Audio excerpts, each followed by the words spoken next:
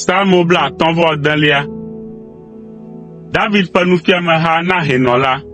Woadzi ɖe ahɔnɛ si dzo ɖe logoti dzi le didiƒe ke la ƒe gbeɖiɖi nu. Ekpa ha sia esi Filistitɔwo li le Gat. Kpɔ nye nublanui, o Mawu, elabena amegbetɔwo ti yonyeme kple ŋkubiã. Ŋkeke blibo la, wole yonyeme kutɔkutɔe.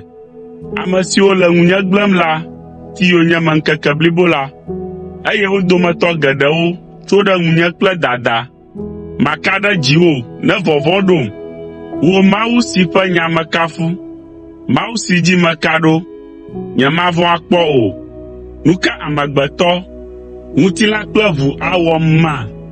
Ŋkeke blibo la, wotrɔa gbo nye nyawo. Ɣe sia ɣi wole nugbe ɖom be woawɔ nu vevim. Woɖo babla, wole ŋu tsam hele ŋku lém ɖe nye afɔɖeɖewo ŋu, eye wotsi dzi ɖe nye agbetsɔtsrɔ̃ ŋuti. Ɖe woƒe vɔ̃ɖinyenye ta la, mègana mɔ woasi o. O Mawu, he dukɔwo ƒu anyi le wò dɔmedzoe me. Ŋlɔ nye konyifafa da ɖi.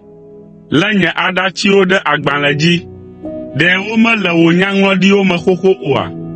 Ekema nye futɔwo atrɔ adzo, ne meyɔ wò be nàxɔ nam. To esia me la, manya be Mawu nye tɔnye. Mawu, ame si ƒe nya mekafu. Yehowa, ame si ƒe nya mekafu. Mawu, ame si dzi meka ɖo, nyemavɔ̃ o. Nu ka amegbetɔ ate ŋu awɔm?